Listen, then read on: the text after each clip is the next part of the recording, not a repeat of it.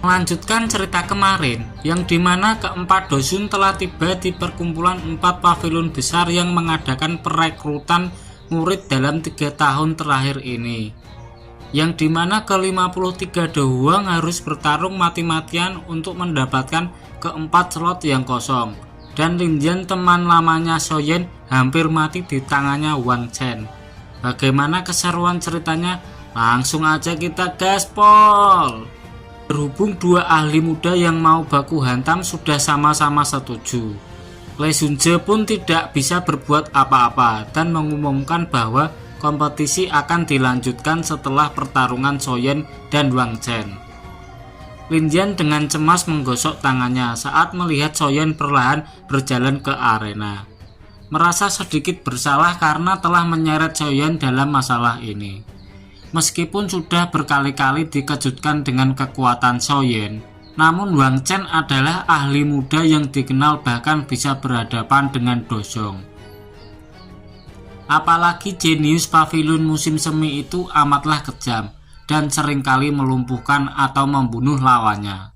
Karena itulah kalau sampai Wang Chen menyakiti Soyen, bahkan jika harus mengorbankan nyawanya, Lindian pun tidak akan tinggal diam. Singkat cerita, pertarungan akhirnya dimulai dan Wang Chen langsung menggonggong keras saat tubuhnya bergetar dan berubah menjadi pelangi hitam yang dengan dalam 2 napas telah muncul di belakang punggung Soyen. Belati di tangannya bergerak seperti kilat dan menghujam tubuh Soyen, dan sebelum penguasa hitam besar memblokir dengan mudah hingga memaksa Wang Chen mundur beberapa langkah. Wajah Soyen mengungkapkan senyuman meledek saat melihat serangan Wang Chen yang cuma segitu saja. Ekspresi demikian jelas saja membuat kemarahan Wang Chen memuncak sebelum berubah menjadi pilar hitam yang menembus langit. Kekuatan semacam ini masih harus jauh lebih kuat daripada ahli puncak dohuang biasa, meskipun juga masih jauh lebih lemah daripada elit Dojong asli. Dan berhubung Soyen tidak mau terjerat lama-lama oleh Wang Chen, tuan muda ketiga keluarga Xiao itu pun berniat untuk melihat dia mengakhiri pertempuran secepat mungkin. Ketika Wang Chen mengaktifkan teknik tarian belati bulat pengikis tulang yang merupakan salah satu teknik do andalan pavilion musim semi kuning, Soyen juga tidak menahan diri dengan menggunakan aliran 6 penguasa miliknya. Seketika jaring penguasa padat melilit tubuh Soyen dan mengeluarkan suara dentang jernih setiap kali cahaya hitam dari belati Wang Chen bersinggungan dengannya. Para penonton tampak takjub melihat Soyen yang benar-benar bisa bertarung dengan seimbang melawan Wang Chen. Sementara di kursi VIP, senyuman di wajah Wang Junjunze justru berubah suram, menyadari bahwa ternyata kekuatan Soyen semakin meningkat hingga saat ini sudah berada di tingkat yang sama dengan Wang Chen. Saat itulah Soyen mengaktifkan teknik 6 tembakan gabungan yang merupakan tingkat tertinggi dari aliran 6 penguasa, membuat api aneh berwarna coklat kehijauan menempel di permukaan balok penguasa hitam hingga menciptakan robekan seperti pedang yang sangat tajam ketika diayunkan di udara. Tidak ada ledakan sonik atau fenomena luar biasa saat balok penguasa hitam diayunkan.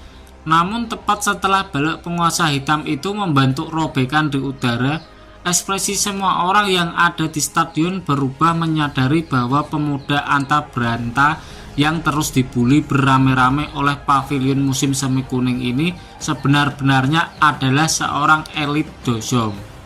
Bahkan Lindian di tepi arena juga menatap punggung Soyen dengan tatapan tertegun, tidak menyangka bahwa teman yang dulu baru berada di puncak doang ketika dia meninggalkan kekaisaran Jiama itu tiba-tiba saja sudah menjadi seseorang leluhur Dojong.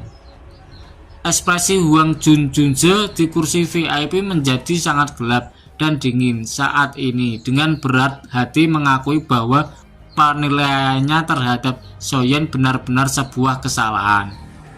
Namun Wang Junjunze dan juga 3 dosun lain tidak bisa mengesampingkan betapa luar biasa kekuatan Soyen karena bisa mencapai level ini hanya dengan usianya yang baru sekitar 20 tahunan saja. Tiga dosun lain seolah tidak bisa menebak siapakah yang akan menjadi pemenang pertandingan ini. Di sisi lain, Huang Junjunje masih percaya muridnya mampu memenangkan pertandingan hingga tiba-tiba saja Wang Chen menggunakan keterampilan darah musim semi kuning dan lengan mayat busuk musim semi kuning yang merupakan teknik tertinggi di pavilion. Namun ternyata mampu ditumpas dengan tembakan api teratai hati yang membuat Wang Chen terlempar sambil meludahkan seteguk darah segar dari mulutnya. Semua orang sudah melihat siapa yang akan menjadi pemenang pertempuran ini, dan Huang Junjunje juga telah berdiri mempersilahkan Soyen untuk pergi setelah kesepakatan mereka sambil menahan amarah. Dan tiba-tiba saja Wang Chen yang mengenali serangan api teratai hati Soyen yang tiba-tiba memanggil nama pemuda itu dan memuji keberhasilan sang tuan muda ketiga keluarga Zhao menembus ranah Dosong hanya dalam waktu 3 bulan saja.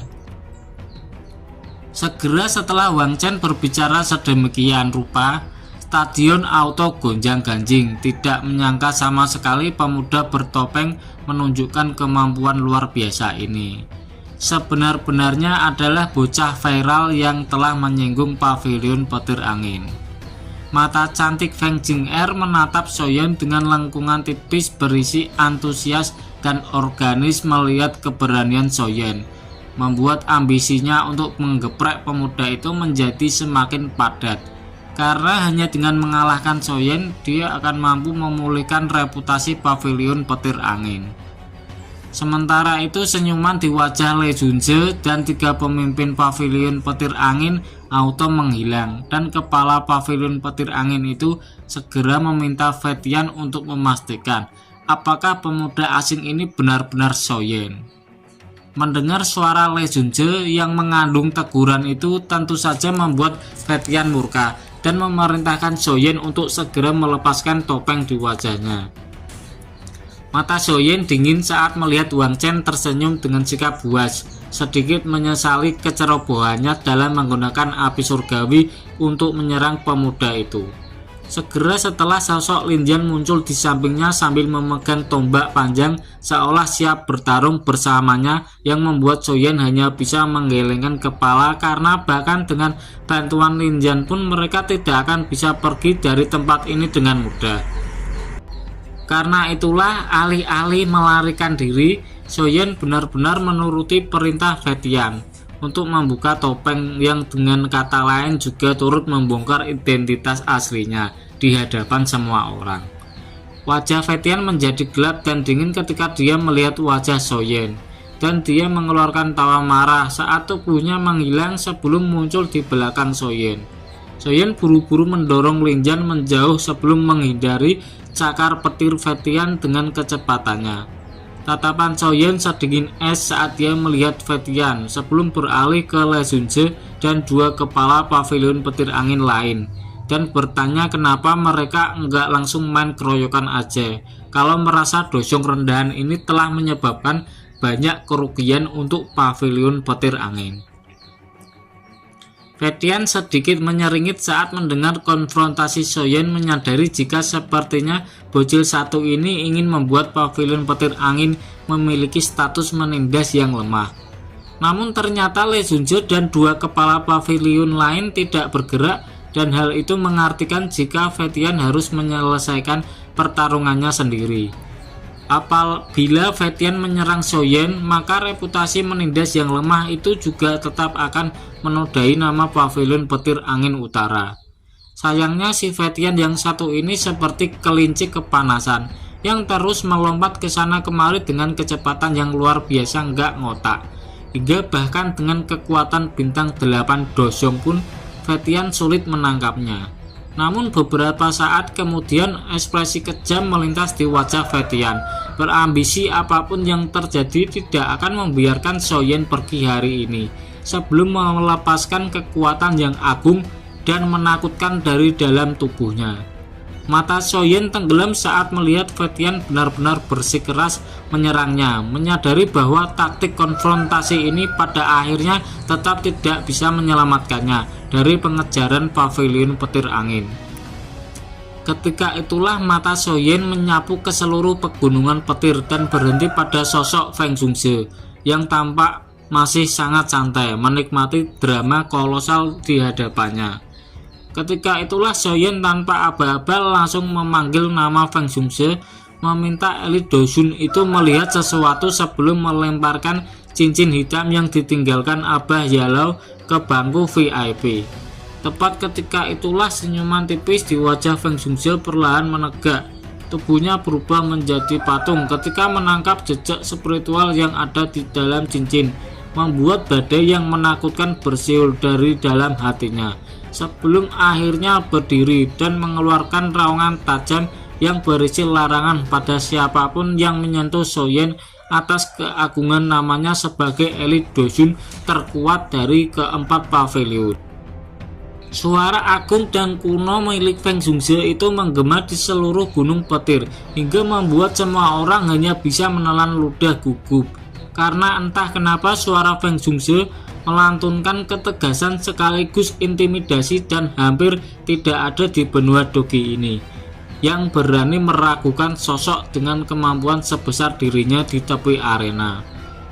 Muking Luan turut melebarkan mulut kecilnya saat melihat gurunya dan tiba-tiba bersikap demikian karena sejak mengenal Feng Xian dia belum pernah melihat pemimpin pavilion bintang jatuh yang selama ini tanpa bebas lepas itu mengungkapkan emosi yang begitu meluap-luap seperti ini. Melihat tindakan Feng Xian, Muking Luan langsung memikirkan potensi pertempuran antara dua pavilion, di mana meskipun pavilion bintang jatuh sama sekali tidak bisa dianggap kalah dengan pavilion petir angin. Implikasi dari peperangan kedua faksi sebesar ini adalah sesuatu yang mampu menggoncang seluruh dataran tengah. Meskipun Muking Luan cemburu melihat gurunya seperhatian ini kepada orang lain, si loli gemes itu kemudian teringat kata-kata Soyen di pegunungan mata surga dan semakin penasaran. Siapakah teman lama Feng Xian yang disebut pemuda itu sebagai gurunya? Rasa penasaran itu bukannya tanpa alasan karena meskipun Feng Zhongze memiliki banyak teman, hubungan mereka masih jauh dari cukup untuk mencapai titik di mana pemimpin pavilion bintang jatuh itu tidak ragu menjadi musuh pavilion besar ini. Suasana mencengkam ini berlanjut beberapa saat sebelum Lei Junze yang sebelumnya duduk di kursi VIP berdiri dengan perlahan menoleh ke arah Feng Xian dengan matanya yang berisi kilatan petir dan menanyakan apa maksud kepala pavilion bintang jatuh itu melakukan tindakan yang mengundang permusuhan di antara mereka. Jiang Sun Junze yang juga sama-sama tertegun berusaha untuk mencairkan suasana, meminta Feng Xian untuk berpikir matang-matang untuk melanjutkan apapun yang ada di pikirannya saat ini.